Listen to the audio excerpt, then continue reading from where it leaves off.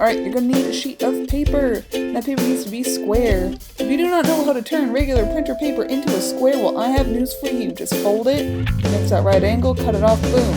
You made a square. Cool. You need a square that fold the square in half. You already did it, great. Do it again. Now you will have a smaller triangle.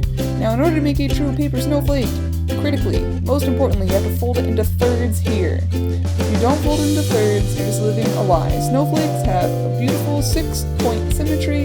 In order to get that, you have to fold into thirds. We're doing it now. It's a little tricky. It's trial and error. Try to make it line up. Boom, squash it. Great, you did it. Kind of looks like an ice cream cone with cat ears.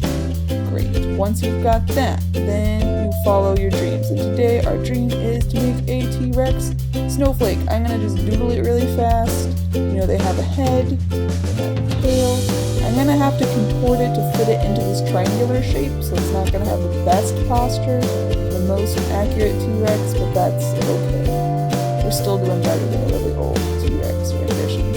The dragon tail, better than that. Alright, we got a T.rex. Perfect. So, now we're going to get all of our tools, scissors, hole punches. If you're like me, you have a lot of hole punches. You might want a different size. We're going to use the nice medium-sized hole punch for that eyeball. Hole punches are something you want to do first, and then you can get into cutting. I like to get away some nice big pieces, but in general, after you do that, you want to get into all the fine details. We're going to go in between the arms. It's tiny little T.rex arms. And then into the mouth.